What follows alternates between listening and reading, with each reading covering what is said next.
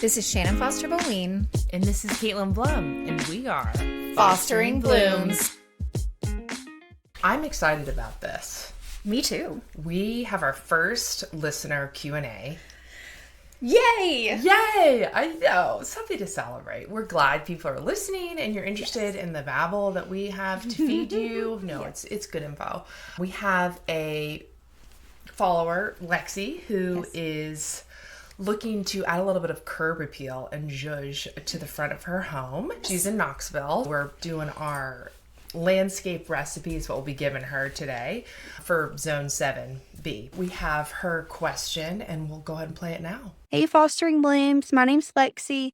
I love y'all's podcast. I've listened and watched every single one, and it's inspired me to want to do a garden in my front yard to bring curb appeal. It's northwest facing and it doesn't get a lot of sun. Maybe 4 to 5 hours, I would say, total throughout the day. I would love to get your suggestions on what would work in this area and when to go about planting it. I'm so excited to hear your thoughts and ideas. I can't wait to hear more of your podcast. Bye. All right. What we're going to do is I have created a landscape recipe for her, and Caitlyn has created a landscape recipe for her, and we haven't looked at each other's. I glanced at yours. She Full glanced at disclosure. mine. Well, it was there on the clipboard. Right. I couldn't help it. But we planned it out separately because I have kind of the English garden passion and she's got the pastoral garden. So I thought it's going to be fun to see what we both came up with differently. Yeah. So we're surprising each other. Yeah. Although some of them overlap. Preface it with that. Because, I mean, we have some go-tos, stuff, we both like. So what did you come up with? I definitely think that one of the challenges when you're landscaping is that a lot of times people want a border to be kind of banging all year round, right? Like they want this one border to do everything all the time forever, and it's just not possible. The challenge is to accept the fact that a border is going to work for you primarily in one season when it comes to color. So you want to have a border that's going to have texture and structure because that's going to allow it to work for you all year. And within that, sometimes you can find some evergreen plants that will provide color. Now, one thing to note is we don't know a ton from her about her exposure to sun and her soil type and all that. I'm going to assume it's clay soil like we have in Tennessee that she'll need to amend a little bit. It sounds like she gets maybe 4 hours of light a day, maybe 6. I'm going to encourage her to really watch as soon as we get out of daylight savings time, see when the sun comes up and how much sun directly you're getting on that area. I based this on a kind of part sun type border, skewing shade. So if I'm wrong about that, I've got a few suggestions that she could kind of swap out some things. But it's hard too during winter time to really tell exactly how much sun exposure you're going to get in an area when the sun's not exactly where it will be in midsummer. Yeah. And usually you can get a good idea if it's like a north facing part of your house or south or west or whatever, but it can also be tricky because there could be trees nearby. Without further ado, the first thing I chose was hellebores. What? Surprise, surprise. It's a great plant though, and I did too. So I think she has to do. Yeah, you gotta go listen to the Lazy Gardener episode if you haven't already, because we talk a lot about it. And we're doing the rundown on hellebores, so you get a lot of information. They're just great plants. Yeah. And right now, I'm really obsessed with this wedding series. Ooh, what color is it? All the colors. Like there's some that are speckledy pink and some that are super dark, like almost black. And then there's some that are ruffly pink and white. It's a beautiful, beautiful series. And I've ordered some and I am excited to get them here. The hellebores, the nice thing for her is that they will start to grow into a clump that will get to easily 1 foot to 2 feet wide. And as the plants mature, she can divide them. She'll get more out of them and can spread them out. One thing that I want her to know is that always buy plants and plant them in odd numbers. You're either going to plant 1 of them, 3 of them, 5 of them, or 7 of them. And since hellebores are a little bit more on the expensive side, to be honest, I would say maybe start with 3 of those and then you'll be able to divide it out. Again, I don't know the measurements of this space, so I'm kind of flexing with what that is. If it's smaller, just do 1. If it's bigger, you may need at least 3 to 5. Now, the second thing I put on here is daffodils. I love that. Yeah, I wanted to throw some bulbs in, and the reason I like daffodils is because they will bloom with some shade, and they don't need a ton of sun, and that gives you a little bit of color. There's such a wide variety, yellow, peach, white. That's a nice spring bloom for her, so she could plant them in the fall of 2025.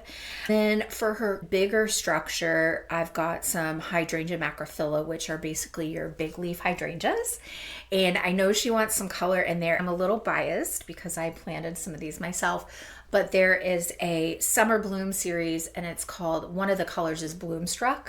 Ooh. And it is stunning. It goes from like this really deep purple to a lighter shade. Oh, so she's getting like a change of color over the season. It's not just one color, but it'll change to maybe blend with some of the other plants. Correct. And if she wants something lighter, Blushing Bride is in that series, and that's really pretty too.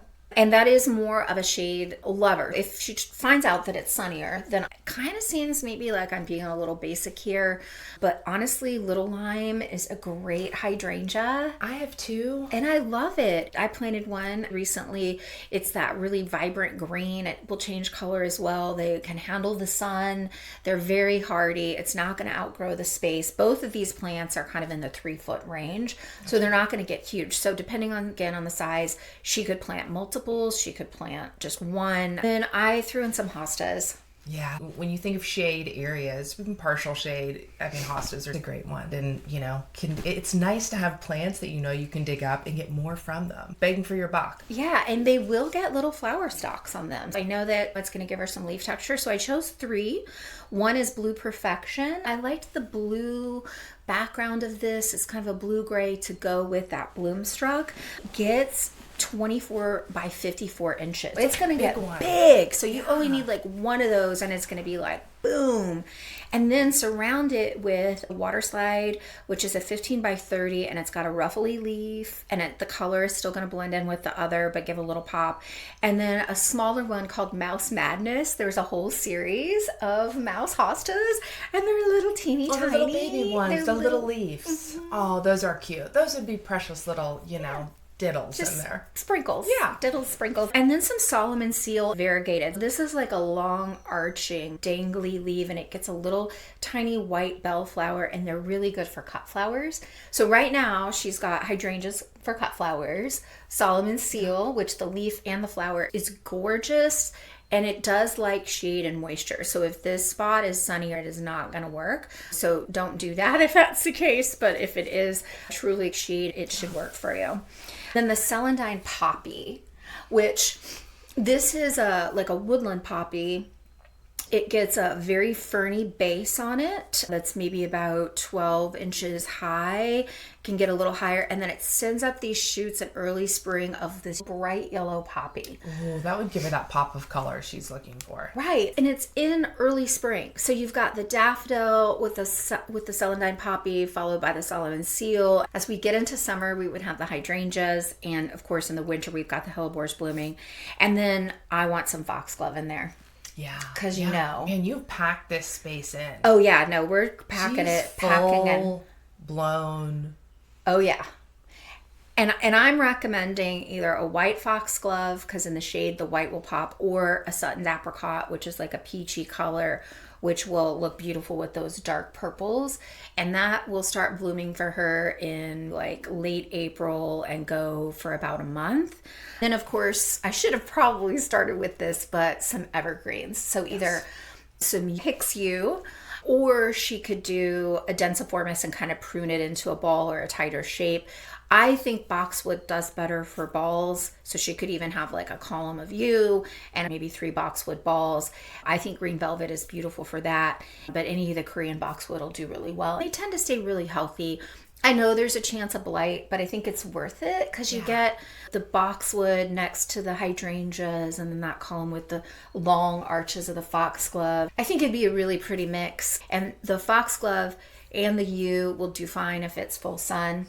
Foxglove are super versatile. In fact, they like part sun. So if there's a part of that border where it's extra sunny, then that's where they need to go. That is a beautiful recipe for landscape. Thank you. Now, follow-up questions on a few of these. So if you're just starting out, you have a blank slate. What of the 3 or 4 plants would you recommend to start with this spring? I love doing everything at once, but sometimes that can be overwhelming for new gardeners. Absolutely. So what would you start with and then could build on, next year or etc.? I hate to say this because it's not going to be the sexy stuff, which is the I know. color she It's wants the right away. foundation. I'm going to start with the yew column and a couple boxwood balls and the hydrangeas, which will give her the color, because those are going to provide the big structure, and then that's when you fill in from there. So kind of mapping that out and figuring out how many of those you need, because those hydrangeas are going to get a decent size. Then from there, I would probably do the foxglove. Okay. Because I love the color when they bloom. In the meantime, before she buys some of the hellebores and these other plants, she could throw in some annual seeds. There's some options for some annuals out there that'll do a little bit of part sun that could just kind of fill in the gap for her. Again, it depends on the size. If it's not that big of an area, then she might only need 1 or 2 plants and she might be able to do more. But if it is bigger, then it might be, like you said, phased. I would also encourage her to buy more plants than she thinks she needs. It seems like I'm putting a lot in here, but you want it to be full. And when you make it fuller, you'll get fewer weeds. Yep, you're going to drown out those weeds. Absolutely. I only weed my white garden border twice a year, and I hardly pull anything out because it's full of the plants in there that I want. Yep. So it's a great question. That's great. I love that. I know. Yeah. I love it too. Let's hear yours. I'm All excited. right. I designed my recipe keeping in mind, of course, the shade. She has a northwest facing front house. I have an area in my yard that I know does not get a lot of sun. And I've tried to plant stuff there that needs full sun and it's just droop. I'm going to start from the foundation side of the plants and then work my way big to small. I also have hydrangeas on here. I have the oak leaf hydrangea.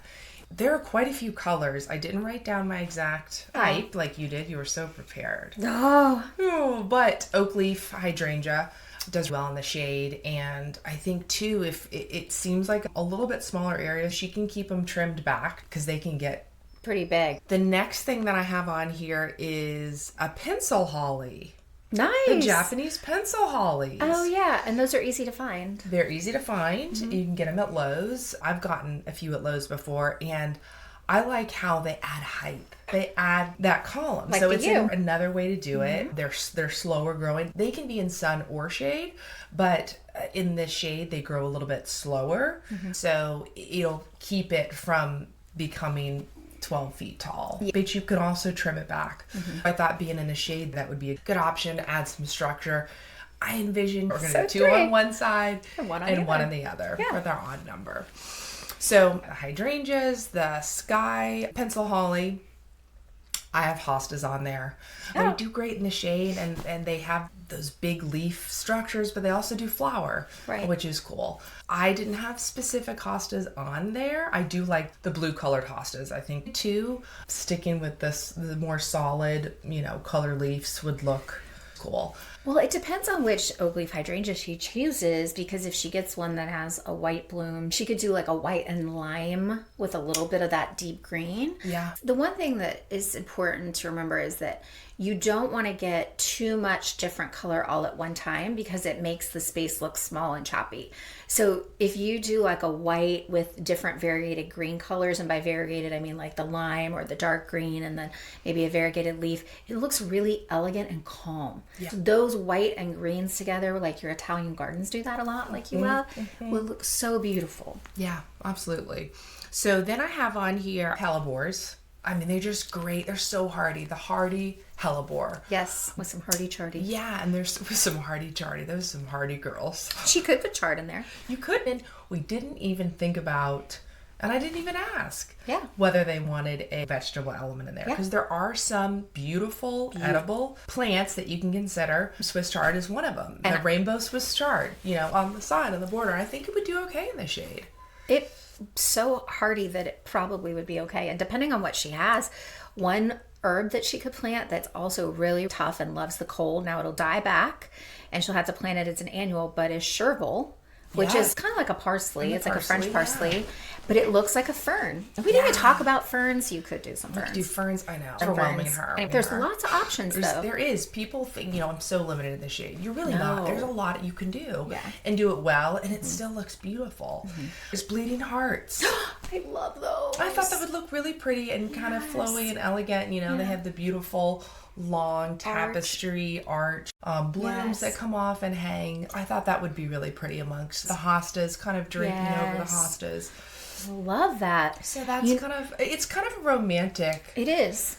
Cottage feel. I think that she should stick with whites and lime greens and maybe a little bit of pink with yours, like a very subtle, soft palette. It's exactly. It was soft. Yeah, but it'll pop in that shady area too. It seems like, oh, it's so soft, but it really will pop. And a little runner-up plant I just thought of is columbine. Oh, yeah. I really love those. I'm actually growing some from seed for the first time this year. I'm growing a color called Ruby Port. It's a deep wine color. Depending on which kind of plant you go with, then you can choose a different color. And you can also buy them as plants. You don't have to start them from seed. But they like shade to part sun. They can handle some part sun as long as the soil stays moist. That's perfect. Awesome.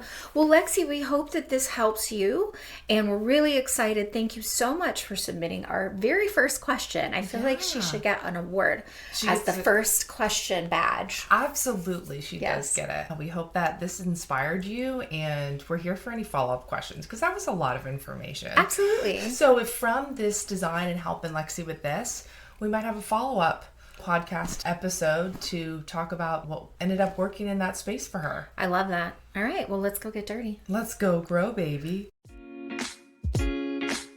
Love what you hear? Follow along and leave us a review to keep us inspired. If you've enjoyed listening, you can also watch us on our YouTube channel at Fostering Blooms. Let's go grow, baby.